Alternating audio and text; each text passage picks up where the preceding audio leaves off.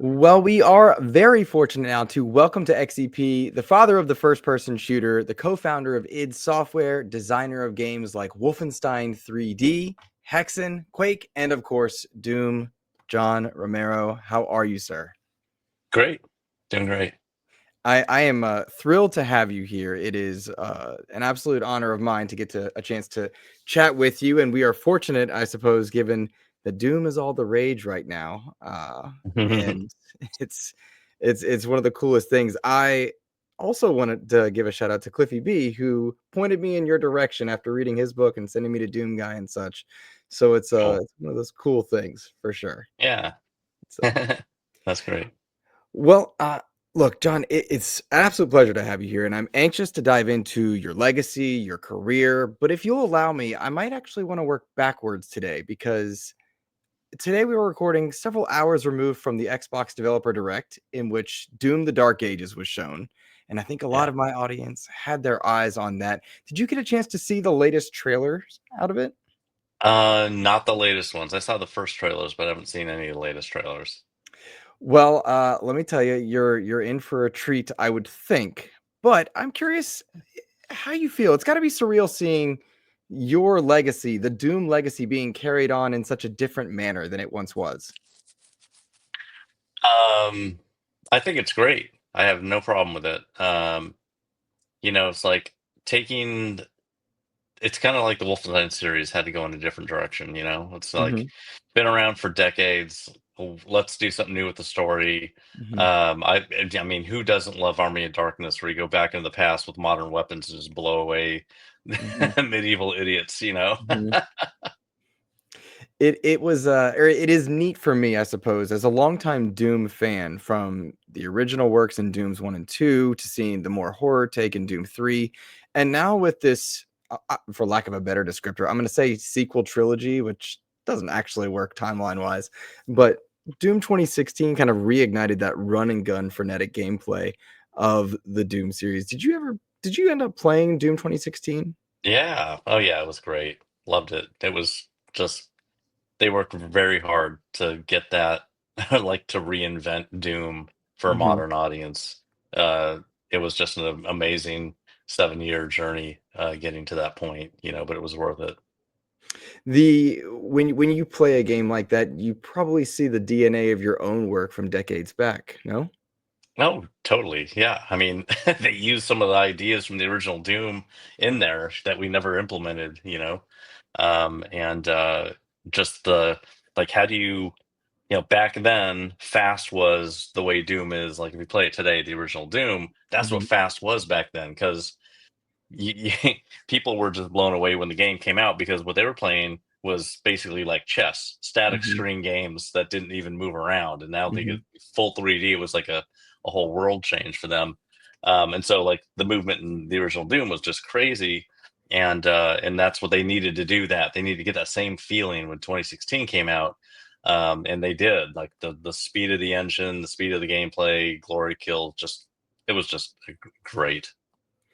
I had this neat dichotomy of feeling when I was recently playing Sigil in the Doom 1 and 2 collection, and it was almost like watching a mirror universe, because in playing Sigil, which for anyone that doesn't know, those are the levels that you created almost as a sequel to Doom 2. Am I correct in describing it Doom that way? one. Doom Doom 1. 1, pardon Yeah. me. Yeah, it's like continuing, episode 5 and episode 6 of Doom 1. It was really cool to me, I guess you would say, because as a fan, it's like this is the alternate universe kind of thing. Because Yeah. it's just gone through such iterations, and playing through Sigil, which I'll encourage everybody to do. I feel like you captured the same vibe, but you introduced elements that perhaps had not been there in previous Dooms.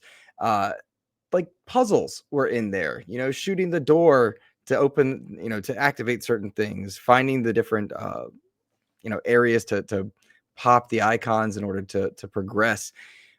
Was puzzle solving always intended to be in your original Dooms? Yeah, I mean, it was. You had to flip switches, you had to find keys. Um, the original Doom was basically solve a puzzle, get to the next section. It wasn't Mhm, just yes, mowing stuff down. Of course, you do that, right? But like even Wolfenstein was the same way. Mow stuff down, get the key, go open the door, mow more stuff down, get to the exit. And Doom was like that. But along the way, it got cooler because it had power-ups. It had way better weapons, totally different weapons, weapons for different reasons. And it was also like solve these problems, find these secrets, all that kind of stuff. So Sigil was take all the ingredients that were there before and add a little bit more puzzle stuff to it, which was the sigil, like the Baphomet eye that you shoot to either reveal progression or a secret. And I don't know how to get past here. Let me start looking for that eye, and you find it, and now you know where you're going next. And that was available from day one. I mean, everything that's in Sigil is in the original Doom from 1993. It's just it was never used. So I figured, whenever I was working on it, I wanted to okay, the challenge here is do something people haven't done since then with the original stuff, not creating new code or anything. And so that was it. That was that. And then there was the other unbelievable thing where make a deathmatch level inside the same file as a single player level.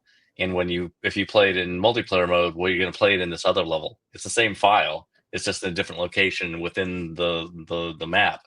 So that was just like, we could have done that on day one and we never did, Part of that was just because we didn't have time. We were just like trying to get those levels finished and get the game done. And the whole process took 1 year, which is very fast for a team of 5 people.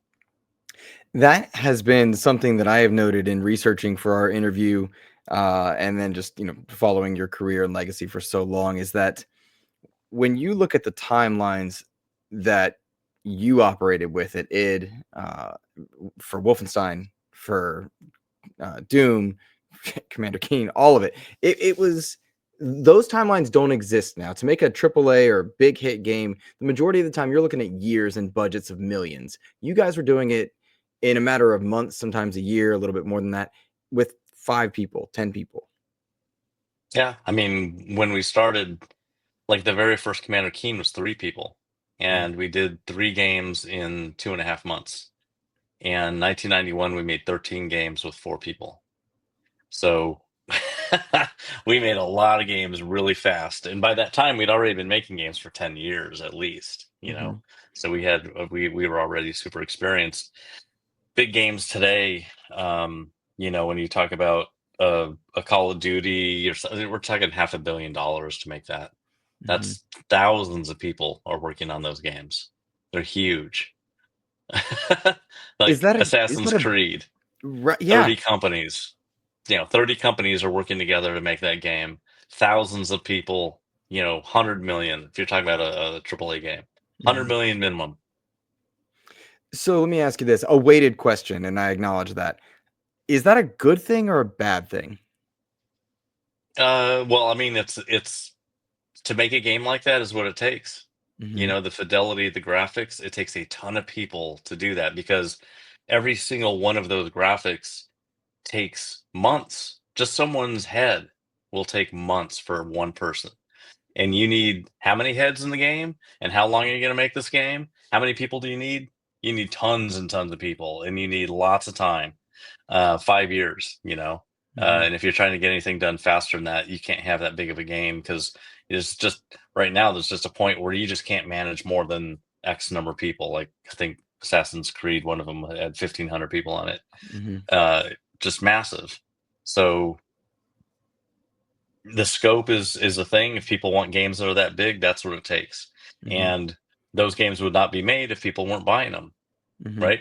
If you're against big games like that, don't buy those big games. But guess what? People love them. And so, and everyone has to, there's always competition. People are always going to top each other. So you're going to, you're still going to have people just trying to do what they can as great as they can. Making the best thing. What's the plus one on that last version if they're making a sequel? Making a brand new IP. That's a lot of work to do that. To have that much investment in something brand new no one's ever seen is a bigger risk than, say, Call of Duty sequel. I feel like you are uniquely qualified to discuss that scope, in that you guys did start smaller, right? You were that small team of 3 people. I was thinking 5 for some reason, but of 3 people. And then you go through these multiple successes. Obviously you've been making games for a while, but like to the outside looking in, you go from Doom into Quake after being at Wolfenstein prior to that. These are big. And then, John, you exit Daikatana, Ion Storm, then the mobile space and crafting, now Romero Games. Scope is something that you've had a lot of experience with, as you've had with successes and setbacks. Is the scope too big for those games, whether that's how it is or not? Is it too big? Should they retract? Is the industry in need of that? Well, I can just say I love games that are that big because Mm-hmm. it's a new thing you've never seen before. Mm-hmm. Like who has played World of Warcraft and wishes it wasn't that big? Good point. You know, Fair. that game is amazing. It launched with like 50 zones or 46 zones or something like that. Mm-hmm. And it just got massive. And that game is still going with millions of people playing it. They've been paying for 20 years, Mm-hmm. right? This, like, they make billion a year at least. It's, it's huge. And Mm-hmm. it's because people love those games. Mm-hmm. And like, I'm not gonna, I love those games. If you invested less money in the game with today's fidelity of graphics, if you're trying to just make graphics that look really good, it costs a lot and it takes a lot of time. And Mm-hmm. if you're going to have a small budget and you want those graphics, you will have a very small game. So, it takes more money and more people to make these really big games. But then again, you don't obviously need all those graphics, right? Mm-hmm. Depending on the game. If you want to have a super fun time playing a card game like Balatro, one person, he sold 5 million copies of that game. Mm-hmm. It's, That's it's won a bunch of awards. It's incredible. It's a mm-hmm. great game. One person games like Minecraft. Has Balatro been on your playlist of late? Is that why you mention it? Oh, hell yeah. Like every day. I play Balatro all the time. Nice. It's awesome. That's cool. That's cool. I think one of the cool things you're talking about is, what's needed to make games. And when you went back and made Sigil, it used everything that was in the original Doom. And then Sigil 2 came as well. And I never even knew about Sigil or Sigil 2 just because of the I guess the bubble that I was in that the aspect of gaming. But it was the Doom 1 and 2 collection that introduced me to that and opened my eyes. And then I discovered that they'd also created a campaign in Legacy of Rust, that Sigil 2 was even a Yeah. thing. Like, there's still a market, there's still interest in that type of game design. Does that surprise you at all? No, I mean boomer shooters, right? That's what they're calling the games of the 90s. So they also Mm-hmm. call them movement shooters. Mm-hmm. Those games are super, super fun. They have their own style. It's a different play style, not just graphics, but the way that you play those games. Mm-hmm. And if you want to play Dusk, you want to play a really great game that feels retro. There's a lot of them out there, Mm-hmm. and so it's great that people don't have to just go back to the original, like Heretic and Hexen and Blood and Duke Nukem 3D, that kind of stuff. They can play new games that look and feel like the old games. Mm-hmm. It's you just keep on playing new stuff, even though it looks and plays like the original stuff in the 90s. Just like, geez, if you want to get into horror games, the 1995 PlayStation 1 aesthetic is strong in a lot of indie horror games, and that's Mm-hmm. amazing. That's like, uh, it's just great to see how just the range of games that you can play today, how great they can be. Mm-hmm. We're talking like indies have so many years of great design to look at and to emulate and to Mm-hmm. expand on. When I started, there wasn't any. There were arcade games, like that was it. Like 1980, Asteroids in Pac-Man had just come out. There Mm-hmm. was not that much out. Like Color Games just came out in the arcades, so it was very early. So it was, you're very limited. But there was an explosion of creativity back then, and just like fast forward, 30 years, 30 something years, and it's like games can look at all of what's been made. Designers can look at all of that and just take what they need from anywhere.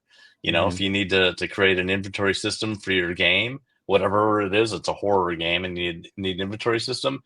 Look at Resident Evil 4. Look at, like, there's so many games you can look at for an inventory system. It just depends on the feel and the limitations and the design that you have. But you don't need to invent everything from scratch. Invent one new thing from scratch, and you might invent something that everybody's going to use. I recently listened to an interview that you did perhaps a year or so ago, and you were discussing how the old arcade games of your era, and my era too, we were shooting aliens, right? You were shoot Yeah. this thing, and then Pac-Man was special because suddenly you were running and chasing something or being chased. Yeah, you're being chased. Yeah. Is that the new thing that you're talking about that needs to happen? That one new thing that like the next thing can be successful with? That is what indies excel at. That happens all the time. If you look at Balatro, it is incredible that no one has done it before. Just the same way that when you look at Minecraft, it's like, oh my God, no one has done this before. It was obvious.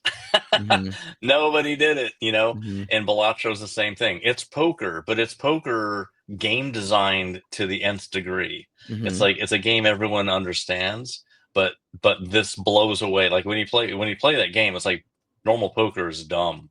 You want to play Balatro, that turns poker into just a super powered card game. It's incredible, and just with the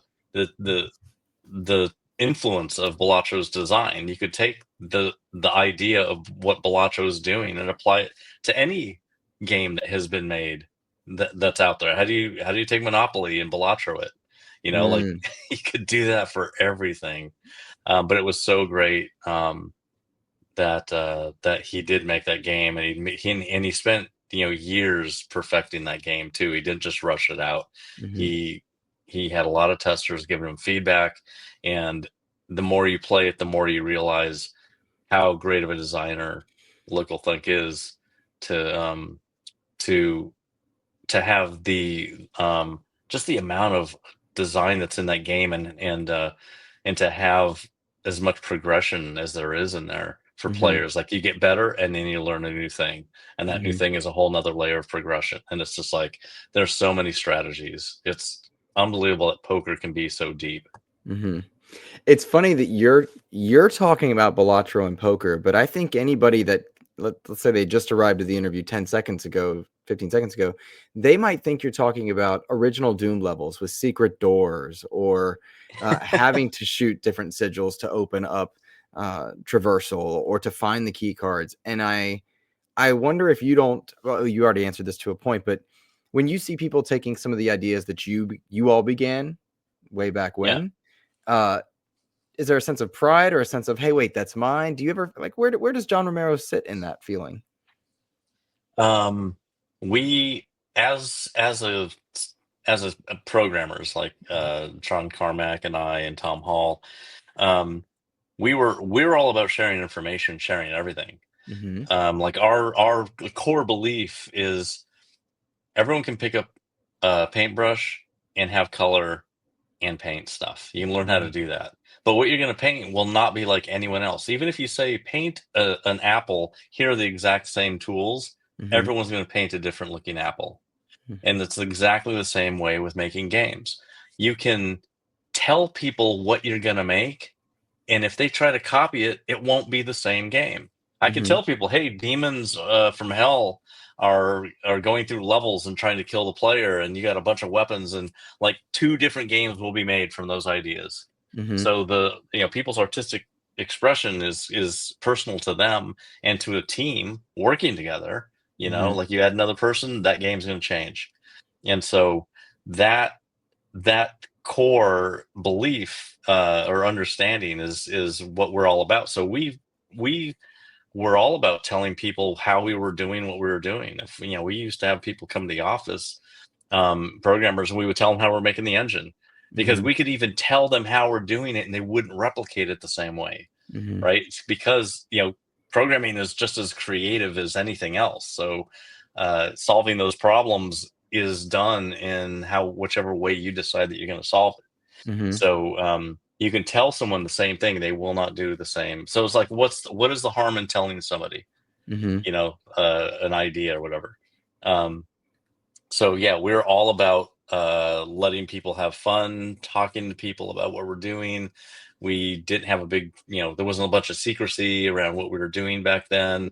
We were on IRC talking to people, saying what the latest stuff is going on with Quake or whatever. Here's a bunch of screenshots, in development and all that. And it was great. Like, none of it hurt anybody. It was all about giving people information and getting people excited about the game, and they wanted to know about it. And then, like when Doom came out, it was, so fun to play that game. There was nothing else like it. And I really wanted more games like Doom out there. So that's why I brought Raven Software into our development and got them to make Heretic, because I want to play another game that we didn't make. I want to play another cool thing like this, but somebody else needs to make it. So here's our engine. Here's how it works. And then they made something completely different. Medieval shooter, super fun, make a sequel, make Hexen, license the engine out. Strife was done by Rogue Entertainment using the Doom engine. It was an RPG FPS, super cool game. I don't know this one. I'm looking this one up. Yeah, Strife was the first RPG FPS, and it's got really cool, cutscene things and dialogue, and it's really, really fun. It's basically playing Doom, but in an RPG, and has a really great story. This is cool. Yeah, so Dark Forces, Duke Nukem, Blood, Power Slave, so many games came out. I love Outlaws so much. But yeah, they're all influenced from Doom, because that was the game that showed, like, here's how this kind of game can play in first person. And then everybody could take those ideas and run off with them and invent new things. And that's great. I'm really happy to have been part of that. I would have, if someone else had done it, I would be making games like that. I'd be looking at their game and trying to make my own version. Like, how do I do that? We called them Doom clones right after Doom came out, and then eventually first person shooter became a thing, probably sometime around Quake or later in Quake. It makes me so happy to hear you speak like this, because I think there might be, and I venture to guess this, but I think there'd be a lot of pushback on the idea of that open source mentality in kind of modern gaming. And had it not been for your attitudes, we wouldn't have gotten Dark Forces, which is a game I adore. And a lot of people I know, that was their first introduction, if you will, to Doom. Yeah. And it feels like that mentality isn't necessarily there. Did you guys ever receive pushback on that idea? Not really. I mean, we owned our own company. We made what we wanted. There was no one telling us or giving us money to make games. We had our money. Like, we made games and it made money. And so that's what let us make more games. So we ran our own company. We made our own decisions. And the only thing that we were against was patenting anything, because that would stop people from using ideas and making better things. So we said we'll never patent anything. But yeah, I mean, we made our games massively modifiable. I mean, we invented a programming language so people could make anything they wanted with the Quake engine. So Quake C is there so people can just make a whole new game that's not even Quake. And nowadays, because of open source and having the Doom source out there in 1997, and letting people take that source and modify it into source ports and do whatever they want, now you have, Sulaco, which is an amazing Doom mod that's like its own game. And there's a bunch of those now, and you can actually sell them. You can use GZ Doom and sell it, right, with a WAD, and you have an actual game out there. So yeah, I'm just, really happy to have contributed and made it, a thing where people can make games. Modders can get in the industry because they played around with the level design tool, figured out how to make a really cool level, and then got themselves a job making games because they had that passion and they put the time in. You got to put that time in. It's not magic. And that's, they earn their way into a career, by using something that was, tools that were freely accessible. You're using terms like WAD and GZ Doom and such, and it's funny because massive Doom fan myself since I was 10, when the game had first come out or so. And it's funny that I never knew what a WAD was until more recently because I just thought that's the next Doom. That's Doom. That's what it is. Final Doom was the next Doom. I didn't understand what they were, but I think that in exploring the legacy of Doom, more and more people could find just how layered it was. And you all bumped elbows with some fantastic people, with some incredible designers. I think anybody that looks up John Romero would see, Carmack, and Spectre and such. But I'm curious, which creators do you think back on and think that they had a heavy influence on you? Well, those are the people that I was learning how to program at the very beginning and being influenced by just their talent programming. So Mhm, Nasser Jabeli is like my number one influence. He was like the superstar programmer for Serious Software's very first games in 1980, 81, and 82. mhm, And he wrote those games on the Apple II. He was already a legend in the Apple II world from 1980, 81, and 82. And that's how Square hired him to make Final Fantasy 1, 2, and 3. It was because of what he did back in the Apple II years earlier. mhm, And then after he was done making Final Fantasy 1, 2, and 3, then he made Secret of Mana. And then he retired after that. So the year that we released Doom was the year that he retired from the industry, and he has not worked since. Um, and he never actually worked as an employee at any company. He was always a contractor. mhm, So he just did what he wanted, there's a recent interview with him that a Japanese documentary crew did. So mhm, it was really, really cool. It came out just like a week ago or maybe 2 weeks ago. mhm, And so this interview with Nasser Jabeli about, it's subtitled and everything because it's in Japanese. But he hasn't been on camera since I recorded him back in 1998, August of 1998. mhm, Um, I mean, I have him on video for like hours, like just from like a couple of years ago that I was mhm, interviewing him. But nobody's seen those interviews.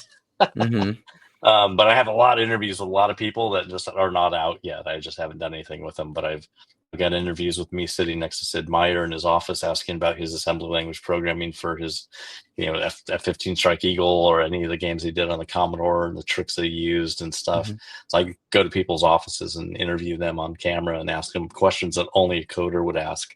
Because typically when you get in and do an interview, it's like a journalist is asking questions about something they don't know anything about. mhm. But to get really in-depth interviews, you have to have someone who knows that whole discipline and that world from that time to get, the stuff that you won't get, otherwise.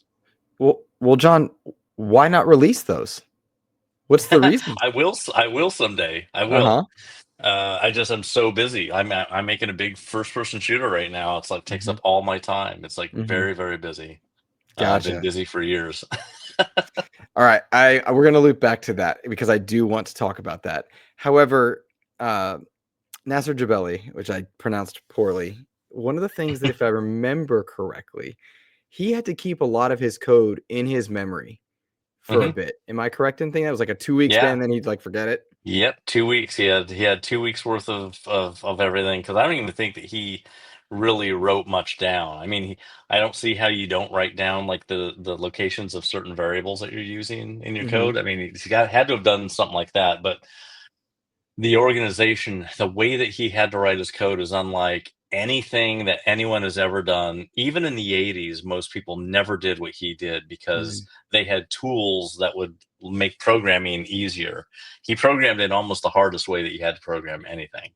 Um, he mhm, didn't have he didn't have an assembly language editor. Like he couldn't type in assembly into an mhm, editor and have it compile. He had to type in every instruction directly into memory, mhm, and that was it. What he typed was it. There wasn't words like, this is gonna shoot, this is where the shot starts. Like you can't type in an English sentence. mhm, It was assembly language, and he hit enter, and it just turned into numbers, one to mm, three numbers, every line, whole games. You type something in, hit enter, it's 1 to 3 hexadecimal numbers, and that's exactly what the CPU executed was that code. And so he had to program a whole game. He had to do it in a completely different way than anyone even back then did. mhm, But yeah, there were a few people that were like prodigy level programmers back then, and Nasser started in the mid '70s, so he was already like college level at that time. So he Mhm. was definitely able to understand. He wasn't a little 11-year-old kid like I was, which was making Mhm. it much harder to understand. But still, he thought it was easy. Like the fact that he could just like experiment with Mhm. numbers to see how the CPU worked. Like, who does that? Usually you have a Yeah. book that tells you like how it works in depth, but he was just experimenting with it, figuring it out just by typing Mhm. numbers in and making them run and seeing how they blew up or not. So it was, So yeah, cool. he's very, he was just brilliant. I'm an educator by day, so I find that stuff extremely fascinating, and when I heard you talking in a different interview about this gentleman, it struck me as interesting because you yourself have, uh, a memory, I guess you would I don't know what you would call this, but it's something unique with your memory with hyperthymesia. Yeah. I wonder if you wouldn't mind sharing with the audience, 1, what that is, and 2, how it's impacted your career and life, because I find it immensely fascinating. Well, the funny thing about it is like if you have something like that, you don't know what it's like to not have it. Mhm, Right? So like my hyperthymesia is basically really great autobiographical recall mhm, of anything. So if something happens, I remember it like forever. mhm, So I can remember, and I do remember dates. I remember music. I remember a lot of things. So if I'm listening to a song, I might just get a flash of code that I typed in 1982 mhm, because I remember when I was programming that in 1982, that one piece of code, when that part of the song came on, mhm, it's like decades old, and so like music and programming are really intertwined in my mind that way. So I can just reference those things, but I'll remember like I remember the first time I saw Rescue Raiders, and mhm, all the stuff that happened to just get to my friend Brian's house in the snow at night and mhm, gotten into a kind of a car crash kind of thing, and just all kinds of stuff happened. Like, and I'll just remember, oh yeah, Rescue Raiders. Here's what happened the first time I saw that game. Like, you could say anything, and there's probably a reference to that game that I have. mhm, Like, because I remember so much of what I've read that I'm interested in, and I mhm, remember a lot of that stuff. I remember back in 1999, one of my programmers on my team was telling me he had played Apple II games back when he was a kid in the '80s, and he remembered seeing this game that had this like green character in it. And it was like an adventure game, and this green character was really funny. It was like an alien. It's kind of wide and everything, and I was like, that was Gruds from Space, right? Gruds in Space. And he's like, mhm, oh my God, I mhm. totally forgot the name. I'm like, I've never seen the game or played it Why do you remember it? because I know what he's talking about because I know so much stuff about games that Uh-huh. like that's the only game it could be, that I know of. That's on the Hmm, Apple II. That's an adventure. Like that mhm, that pattern matching thing. That's what I do really well. So not like knowing people who like, well, what's it like? What's the difference between having hyperthymesia and not? And I'm like, I don't know, because 'cause I've you've always only had had it. it. So yeah, Mhm, so I can't really say, oh yeah, mhm. I used to forget everything. Like, so I have no idea. Does it allow you well, I suppose, again, maybe not knowing what it is to have it or not have it, but does that mean that, like, if you are seeking inspiration from the past, going back to music will allow you inspiration when you're working on modern stuff? Well, that's a totally different thing. But like, if it's game design, I can just remember any game that Oh, I've okay. played, and just like, oh yeah, that mechanic was really cool. Mhm, Yeah, 1984, Broderbund published a game called Whistler's Brother that had a really interesting whistle mechanic, mhm, where there was an AI brother that you're trying to get to follow you through the levels, not get killed, and he's got his face in the book, and you're having to whistle to make him follow where you're at. Otherwise, he'll get distracted and just go an opposite direction. It's like, mhm, that's an interesting idea, and it's what could we use that for? It's just like it's a thing somebody tried back in the '80s. There's so many games like that, so mhm, many mechanics that people were experimenting with that yeah, some of those old things, like when it comes down to it, if you get rid of all the graphics in a game mhm, and you see what you're doing, it comes down to button presses. Number one, you're Mhm. pressing buttons, and you're pressing buttons to do a thing. And that thing on the screen could be like, oh, I'm going to pick up 5 things. I'm going to put it over in this thing. Been done for decades. Like Mhm. we were doing that back in, in the 80s. Mhm. Like there's just replication of these puzzle designs that people are still doing. They just look way cooler, Mhm. But like, yeah, referencing old mechanics that maybe people haven't done nowadays, like having touch inputs and stuff, Mhm. using your joystick to rotate, like to turn something. That's Mhm. cool. That's new. You couldn't do that really, back then as easy as you could now, just because a lot of times people wouldn't program something specifically for a joystick on a home computer that didn't come with a joystick. Mhm. So that kind of mechanic was not like so popular.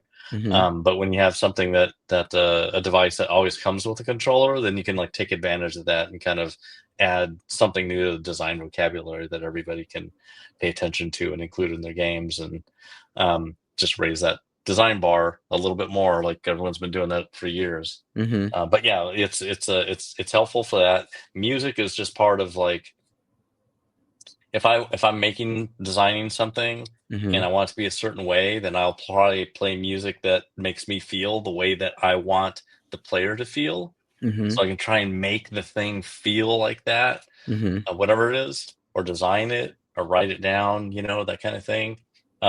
It if you can modify your environment, like wherever you're doing all your work, if you modify your environment um, to be like the thing you're making, Mhm. then everything will be thematic and cohesive in a design sense, or like if I'm creating levels for something, if I'm doing a game that's set in a jungle, then if I have the whole room set up that way, if I'm listening to music that sounds like that, Mhm. you're just like immersing yourself in that kind of environment to hopefully be more inspired to do that, Mhm. which is just, it just gives you a little plus plus. Doesn't mean that you're going to do like a 10x better job than somebody else who's not, Mhm. but just set up your environment for creation in a way that influences you in the way that you want to be, influenced to create something. Mhm. And like there's no reason not to do that. Uh, that implies like a funny thought, or it gives me inspires a funny thought, I should say. The idea of John Romero in the '90s, surrounded by skulls and candles and rock music just blaring as he created Doom levels. Yeah, I didn't have the skulls and candles. I did have candles actually. I had Hmm. low lighting, make the Hmm. room dark, Hmm. play metal, and design stuff. And it was cool because I had 2 computers. One of Hmm. them I'm creating on, and the other one I'm just running it. Hmm. And back then, when we were making Doom, we were making them on Next Step workstations, and Doom was just running on a computer. So like Hmm. a 4666 or something. That computer is running Doom. It's sitting there with Doom on the screen while I'm modifying the level that I'm looking at over here. So if Hmm. there's something wrong as I'm going through the level, it's like, oh, I screwed up that corner. I'll just have it up on the screen over here, fix it, and keep on cruising. Hmm. And I'm actually switching mice. So I'm going left hand mice over here and a right hand mouse over here. So Interesting. yeah. Interesting. So yeah. This is so cheesy. That might be the coolest thing I know now about you, John. And like I know that's silly, but like to switch left and right mice and be comfortable with it is neat. Switching DOS game computer and then workstation, Hmm. and just got used to using mice with two different, two different hands, Hmm. just because why not? Interesting. Interesting. Kind of in that same vein of like where your head was at the time. I've always wondered to come up with the theme or the idea of Doom. I understand that it had to do with a D&D campaign that you destroyed, which was dope. Um, but I think about like the iconography and the view, the style and whatnot. In my mind, I'm like, were you reading Dante's Inferno? Was there a biblical element to it? Because we're dealing with demons and violence and the icon of sin and such, Baphomet and so on. And I always just wondered that. No, I mean, D&D had nothing to do with Bible stuff. In fact, Hmm. Christians hated D&D. Right. But but that was in our world. The world that we were in was overrun by demons from the demonic plane, and they Mhm. wiped out the whole planet. And we spent a month playing D&D before the planet eventually just fell. Mhm. And that kind of invasion was like, it just destroyed the world, and we stopped playing D&D. And then a couple years later is when we're like, yeah, what if we took that idea that Mhm. like the demons destroying stuff, but let's like not put it on Earth, but let's put it on like Phobos, like another, somewhere in the future where it would be kind of contained. Mhm. But it's gone bad. And in the thing, the cool idea, like the idea that was important was that this is in the future. People expect aliens from outer space. Mhm. Like that's the usual. It's aliens, right? So Mhm. it's like people always expect you are in the future, you encounter something. Obviously, it's aliens, but nope. What's really cool is that it's somehow demons from hell. So now you're in the future. This is science, which is always like trying to disprove a religion. But nope, Mhm. here's religion. It's demons from hell. It Mhm. really exists, and you have to fight it. And that's cool. That's a totally different thing. We hadn't seen that before. Mhm. And so that was great. It was the same as like, hey, how about like blowing up Nazis, Mhm. escaping from a Nazi castle? Mhm. Like no one's made that game, especially in 3D. They did, right? Like Silas Warner obviously made the original Castle Wolfenstein in 1981. 2D overhead, first stealth game, really. Mhm. But when we put our spin on it, it was like nobody remembered that game, and it was a brand new, like, whoa, these guys are nuts, like blowing Mhm. away Nazis at high speed. Mhm. It was crazy, and so we wanted to kind of, with the next game, do something really different. And like same with Quake, how's Quake can be really different.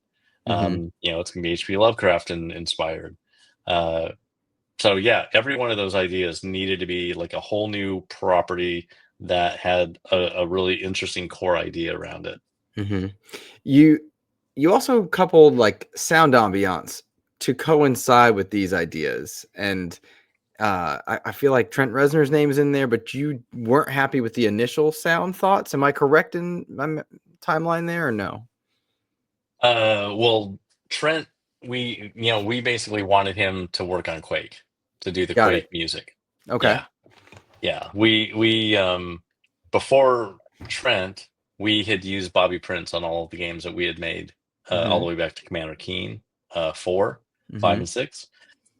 So he did all the music for that, for Wolfenstein, for Spirit of Destiny, for Doom 2, and then we wanted to try something different, and so we wanted Trent Reznor to do the Quake soundtrack, and that was going to be very different. It was Mhm. not going to be musical tracks. Like Mhm. we'd had musical tracks the whole time in software up until Quake, and this Mhm. time it was like, no, they need to be ambient tracks, and they need to be disturbing. Mhm. We're making a They were. disturbing world. The Mhm. tracks need to be disturbing, and so that's what he did. He delivered on it. It was amazing. It was, or it is neat for me to look back, I recently did this with again, I've referenced it already, the Doom 1 and 2 collection, which I recommend everybody check out just because it's just so cool to see the progression. But you talk about that ambiance rather in Quake, and I feel like some of those ideas and vibes and feelings made their way into Doom 3, which I don't think you were a part of for Doom 3, right? Nope, nope. But I it was feels like gone they right after Quake. that's what I thought. Okay, I want to make sure I got my timelines right because your career is wildly cool. Uh, but I feel like that idea kind of stuck around, that ambiance element, and the ideas for anybody that goes back to play id games. I feel like they can see a comfortable progression through developmental ideas that you guys had from one to the next. Yeah, yeah. Even like if you look at the jump in Hexen as an Hmm. example, having lightning, blowing wind, cool background sound effects of like crows and stuff, Hmm. combined with the music, like Hmm. this medieval soundtrack. Um, like with that game, I wanted to try something new, and I remember telling Kevin Schilder that for the game was split up in different hubs with level that came off those hubs, Hmm. and I wanted them all to have a different sound. So for him to not like compose in a certain way, a certain a certain style. I just wanted him to limit the instruments that he used. So I Mhm. said, how about you only use, say, 8 instruments, and that's your constraint, and you try Mhm. to use that to make the music for a hub, then change those instruments for the next hub, and they will all sound different. So you'll feel like you're moving through, not just like, here's this person who made a whole bunch of songs and we kind of threw them all over the levels. It's Mhm. like, here is a sound, set, Mhm. uh, and it's a challenge, And so he did a phenomenal job. I love the music in Hexen, and that Mhm. game was so hard. It was so good.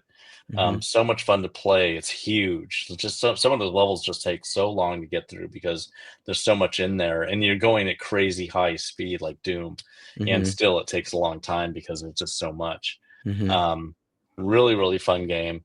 But yeah, the atmospheric feel of the game is going to partially come from sound. If you turn off sound, you're just looking at graphics and it's silence. Mhm. Like your game, the 1/3 of your game is its audio.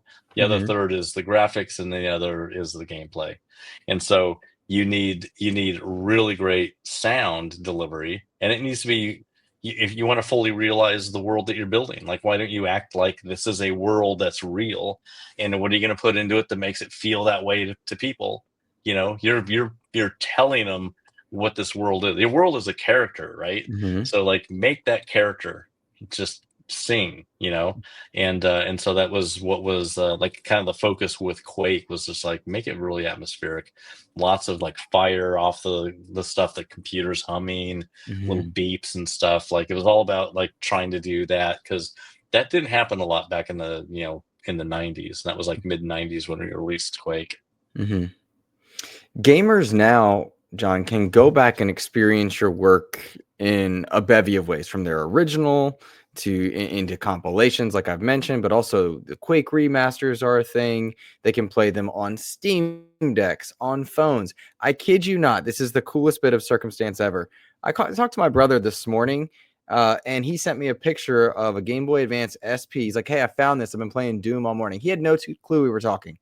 No clue. Oh So it was the wow. coolest, and it was my old Doom GBA cartridge from when I was in high school, um, maybe middle school. I don't know, but like, it was just the coolest circumstance for me. And so many people have experienced your work on so many different devices.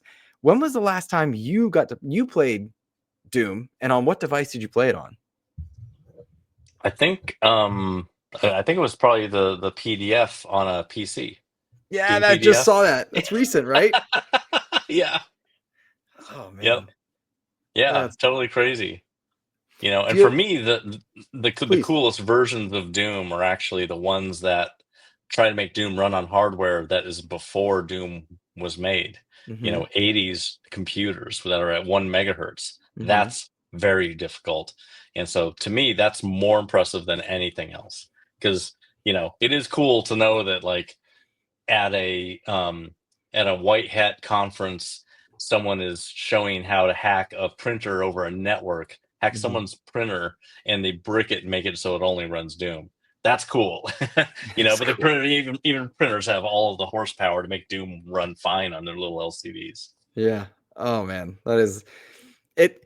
It's quite the legacy. Like, of all things, like, "Can it run Doom?" is a phrase that is burned into the programming design of so many people.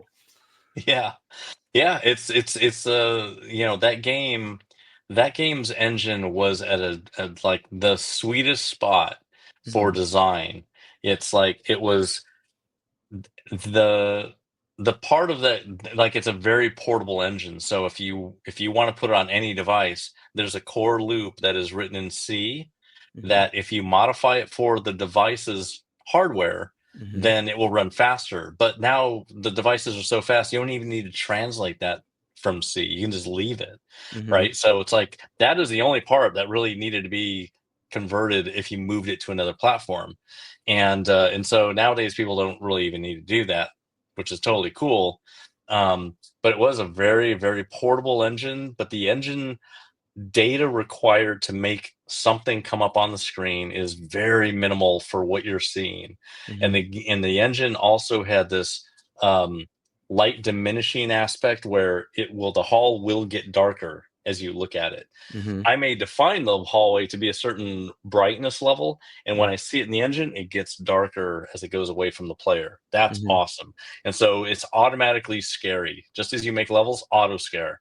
So Mm-hmm. it's like it's like just at a perfect tech level that makes you putting it on a new piece of uh, of hardware worth it, because what Mm-hmm. you're seeing on the screen is cool for like very minimal effort to make that happen. Because if you're gonna make anything new in say Quake, which is just the next step past that, it took so much longer to make anything in Quake. Doom is like seconds. Draw a box, put the player in it, run it. Mm-hmm. It's like it's instant. It's so fast and easy. Um, but yeah, it was just at this perfect. It was at such a perfect time and tech level that people everywhere will just, that's the thing to convert. It's like the game of life used to be that. Mm-hmm. It was this little piece of code that ran this little simulation, life simulation, and that was kind of like the thing for a long time. But Doom was really just changed. It just converted over to Doom. Here's something that you would want to run. The game of Mm-hmm. life, boring. This is cool. So let's Mm-hmm. make this be the thing that tests hardware. So I'm so much. Doom put the person in a box, design them. There you go. Quake, huge step up, you say. I looked at something like Doom Eternal, where I felt the core aspects of Doom there, but then they introduced uh, a grappling hook, and the glory system, the glory kill system was expanded, and I felt like the iteration and the creation, the amount of thought that has to go into each encounter, even was that much more complex. Still Doom, but that much Yeah, more complex. And I started with Doom: The Dark Ages when we started at the top of the interview. Now we're parrying and using shields, and we're flying around on, I don't know if it's a demon or not, but like we're flying around on stuff.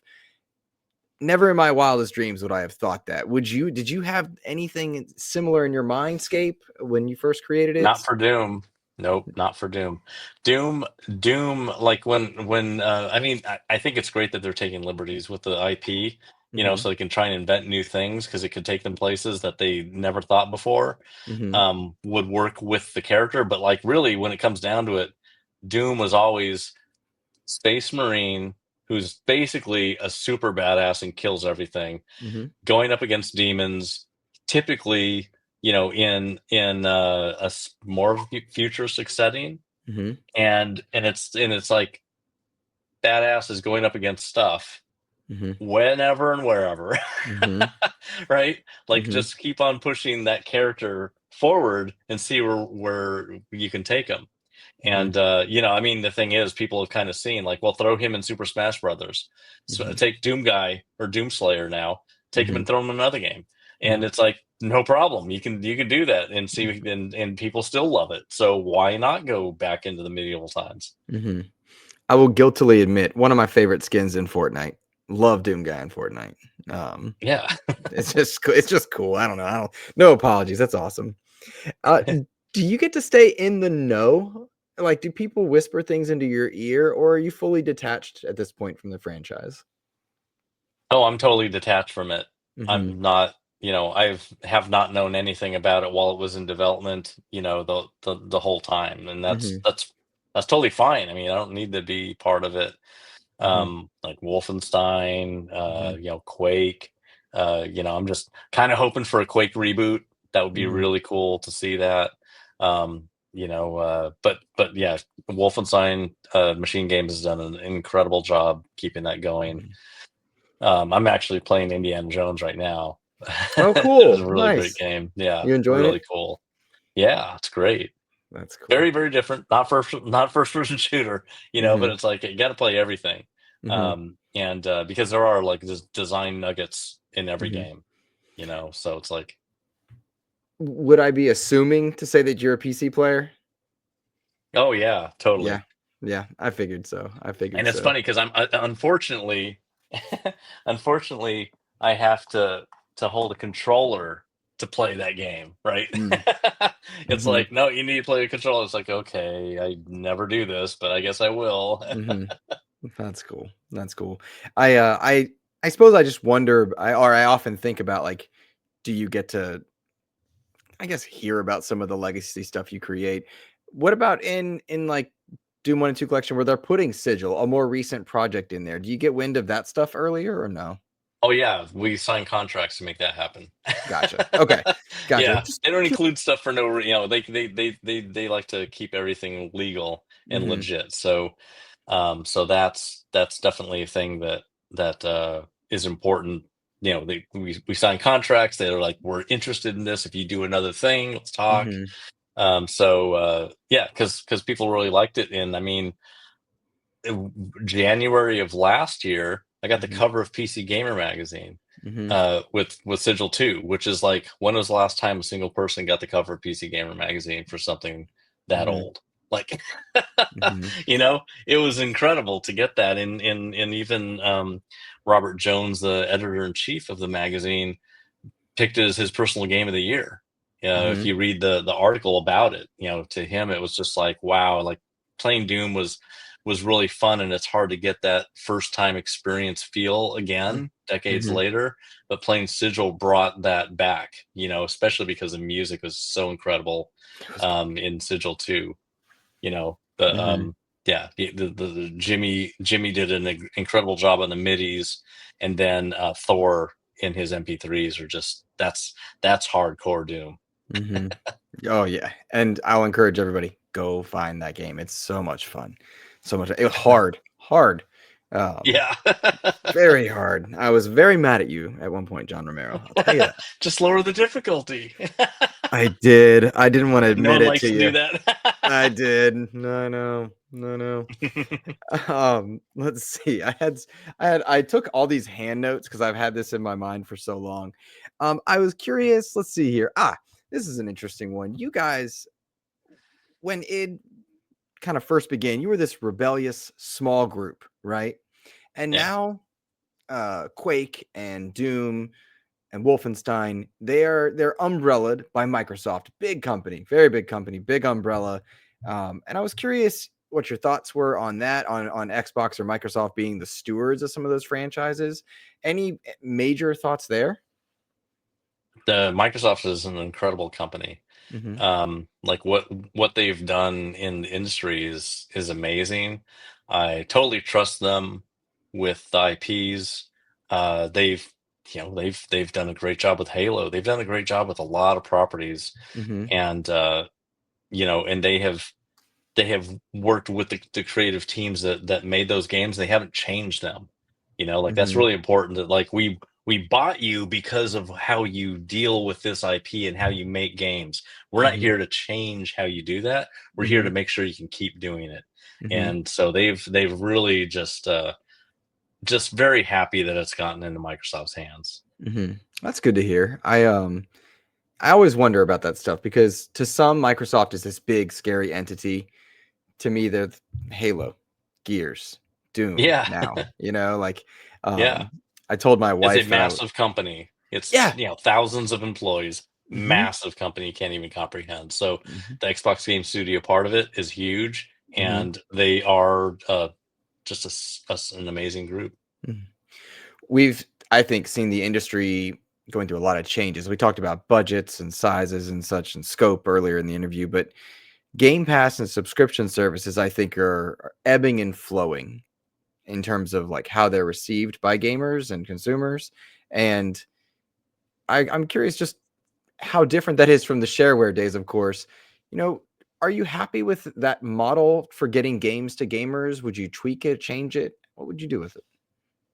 I love it. I mean, Do who you? doesn't love Game Pass? It's Netflix for games. I mean, who doesn't want that?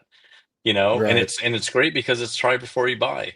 You Mhm, try something, install it. If you like it, dive in mhm, and go buy the expansions. Like, mhm, go get the rest of it. mhm, It's a really great way to just try stuff, one thing after another thing.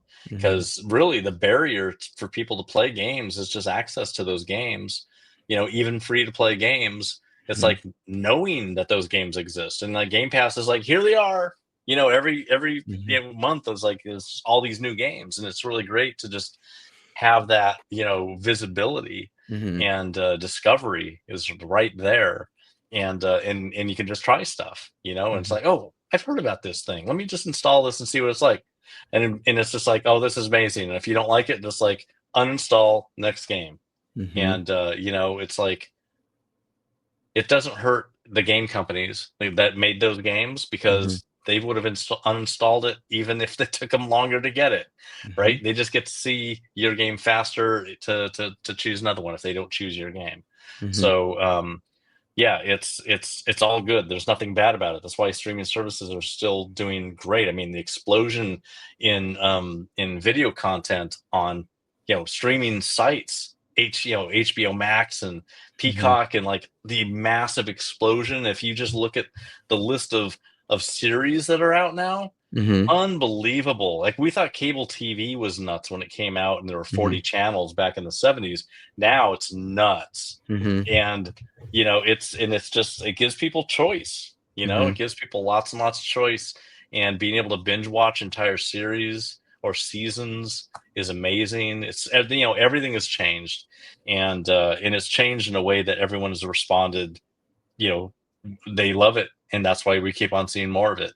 Mhm. And with a game subscription, like a Netflix, that's Mhm. incredible. I mean, I paid for WoW. I'm still paying for WoW 20 years later. Mhm. For 20 solid years, I've been paying, Activision or Blizzard, this money, and it's so I don't have to think about it when I jump back in. I don't have to go Mhm. like, oh, how do I pay for this? It's Mhm. just jump back in, get in my character, and watch everything scrambled up again, because they rebalanced everything, and Mhm. all my old gear is worthless and all that kind of stuff. But it's like they deserve it. They did an amazing job with that game. I consistently just find it interesting when I look back at how we get games to gamers. Quarters in an arcade, shareware, pirating, buying the game full price on a cartridge, then CDs, fast forward to demos and downloads and 360 uh, marketplace, all the way through to subscriptions. I just find it fascinating. So I hope you would, or I appreciate you answering that one because it's just fun. Um, I do have a few listener questions, and then I would love for you to talk about anything you can for your latest project, if you don't mind. Sure. Let's see here. Here's a fun one. Uh, my friend Jose, well, he had several for you. The first one he wanted to ask has to do with Mexican food. He said, your top two favorite Mexican dishes, and are you able to find Mexican food in Ireland? Let's see. Top two dishes would be chili Colorado. Hmm. Love chili Colorado. And God, it could be, there's so many other ones. I'll just say patty tacos, which is basically taking hamburger, like you can just get hamburger, just raw hamburger, Hmm. and season it all up, and then take just a little bit of it, take a tortilla, and then you form half the tortilla by pushing the meat in it, and Hmm. then you just fold it over and you fry it, and then when you're done, stick in cheese and all that stuff. It tastes so good, especially with potatoes in it. Hmm. But yeah, Mexican food. If anyone wants to see my cooking, Mexican cooking, I'm on Instagram, Galway Mexican, GALWAY Mexican. That's my cooking Instagram, and that's all the stuff that I make here at home in Ireland. And yes, there's not Mexican food all over the place in Ireland. There are very small pockets of people who are making it. Hmm. There are Mexicans selling Mexican ingredients that you can Hmm. buy. There are people who have little uh, shops that will sell Mexican food, but they're Hmm. not. It's not all over the place. Most of the time, it's like Chipotle copies, Hmm. and it's not authentic Mexican food.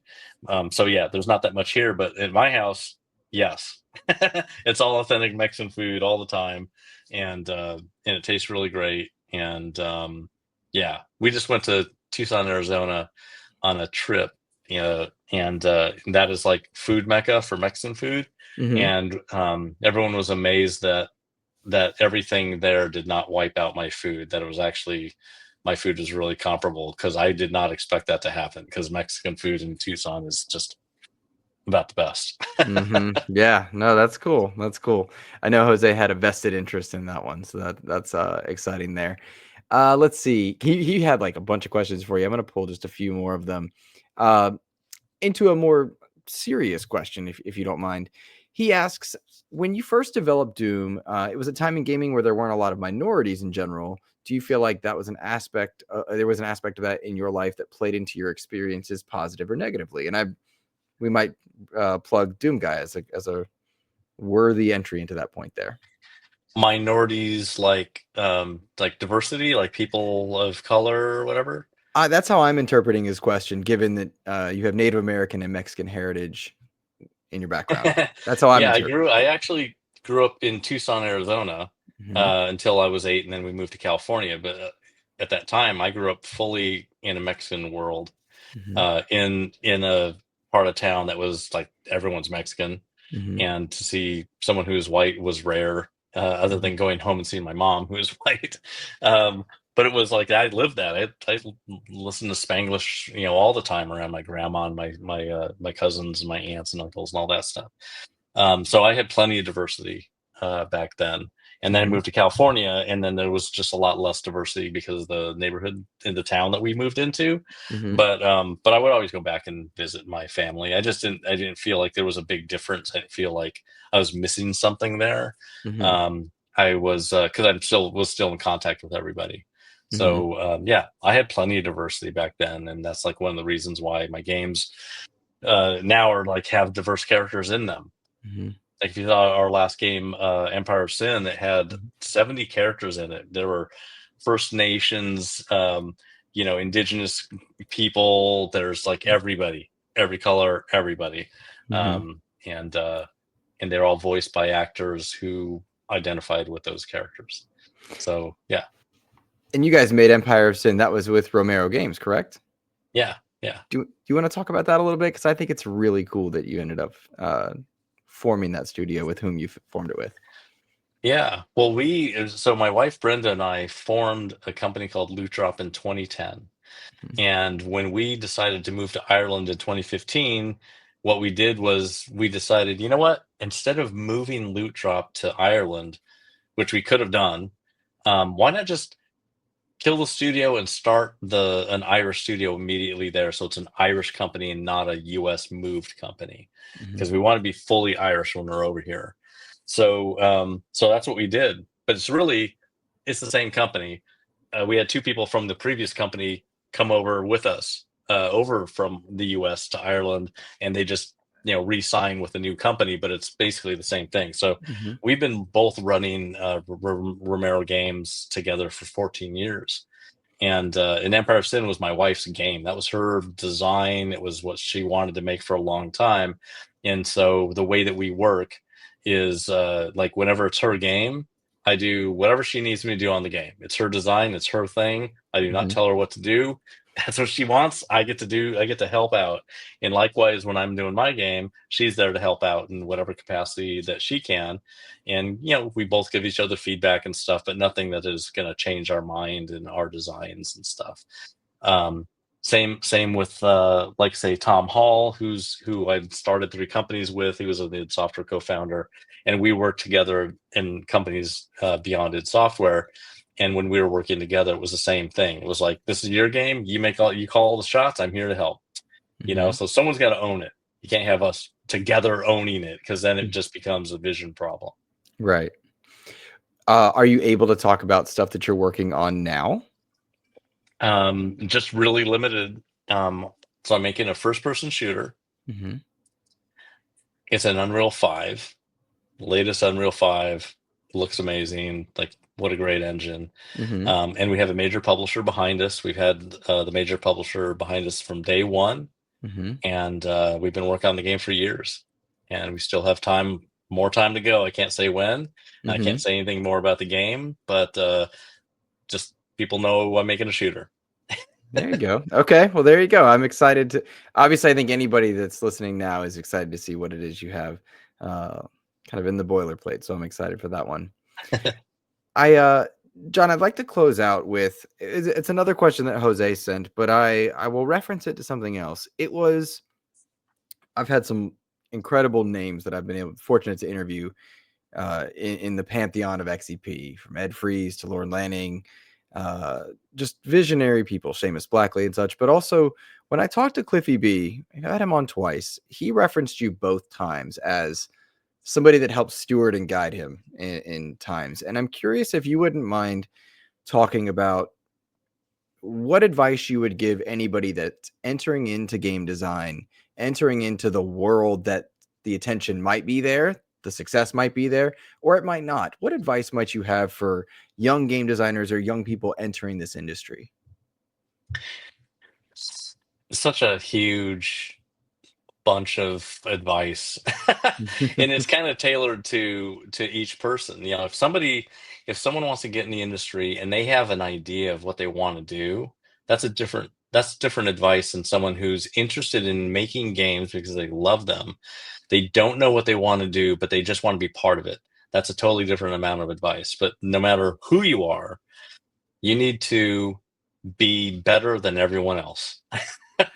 That means if you're going to be a programmer or an artist or anybody, you need to immerse yourself in that discipline for games as much as you can and get as good as you can get, because you're competing against everybody that wants to be in games, and you're competing against people who have more knowledge than you. One of the things that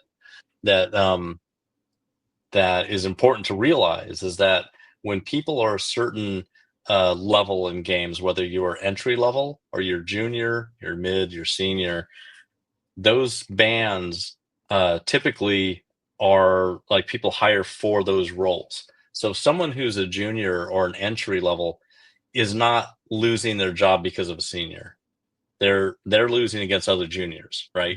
Because if we're going to hire on our team and we're looking for a specific junior position, we're not looking for a mid to fill a junior position, right? Like we need people who are juniors because they're new, they can learn differently than people who've been in the industry for a long time. They have new ideas that may not be, they're not jaded, you know. So there's like specific reasons why we hire at different roles. So as an entry level person, you're only up against entry level people. You're not up against, say, a junior. You're not up against a mid. So don't worry that if you're entering the industry and there's all these people out there that have been in the industry for a long time, you're coming in at the beginning, and people need those entry level people, right? So you just need to be the best entry level person. And if you go to a 4-year degree, maybe you got a master's, whatever, a lot of times people, when they learn something that's brand new and they feel like they've learned a lot, they think that they know everything. When you get out of school, out of a 4-year college or even a master's degree, you're barely literate to talk to a dev team. Like, you may think that you know a lot, but you'll find out soon if you get hired that you really don't know anything. And you need to learn, while you need to pay attention while you're on that team, because there's so much knowledge out there. And even people who've been making games for a long time, like me, there's an unbelievable amount of stuff to learn. Like, you do not know everything. You know, the more you know, the more you know how you don't know everything. You know, there's just like an infinite amount of knowledge out there to get.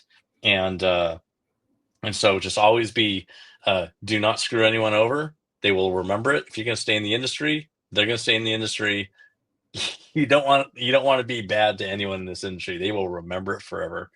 But really try hard, do is the best job that you can, be nice to people, and network as much as you can. You need to go to conferences and meet people. The more people like you and they know what you're interested in and they find a position, word of mouth references, or word of mouth referrals are more valuable than sending your CV somewhere. Because if people like you, those are the people that you want to work with. When you go to a game job and you're there for 8 hours a day, you want to have a good time, and you're only gonna have a good time when the people with you are also good. So, you know, being a good person on a team, sometimes companies will make a decision to bring someone on a team if they don't know as much as the other people, because their personality will affect the team positively. So it's important to just be positive. That's just a big plus on top of being really good. So yeah, just there's lots of ways to get in. Just spend time learning everything about it. The internet is so full of all the information that you need to know to do anything. And if there's a company that you want to work at, like if I want to work at Naughty Dog as a programmer, go look at the job listing for the programmer, learn all of that, and you're the perfect candidate, right? It's like even people who are just getting into college and I want to work at this company, go look at their job listings and make sure you're taking courses that will teach you all of that as much as possible to go be able to apply for that job. It's not like I'm going to learn everything and maybe someone will like me. Direct what you're learning to where you want to go. And if it's a reputable company and it's big or whatever, you're learning exactly the right thing.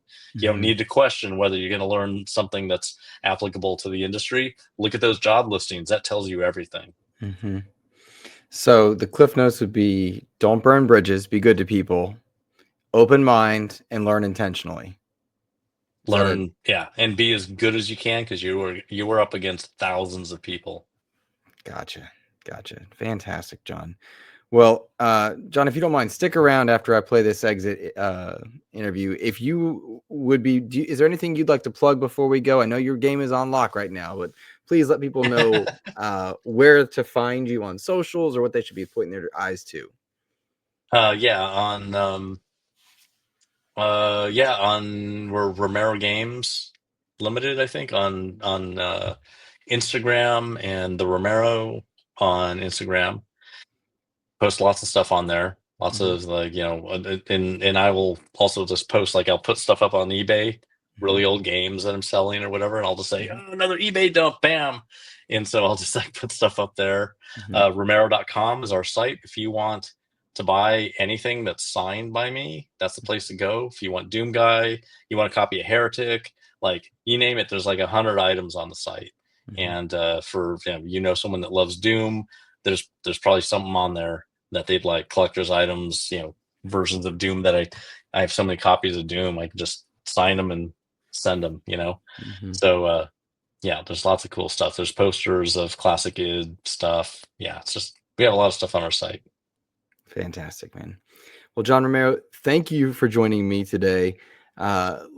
Listeners, please consider liking, subscribing, sharing this one out there. I would greatly appreciate it. Stick around, John. Don't leave me just yet. Have a fantastic rest of your week, everyone. Take care. Have fun.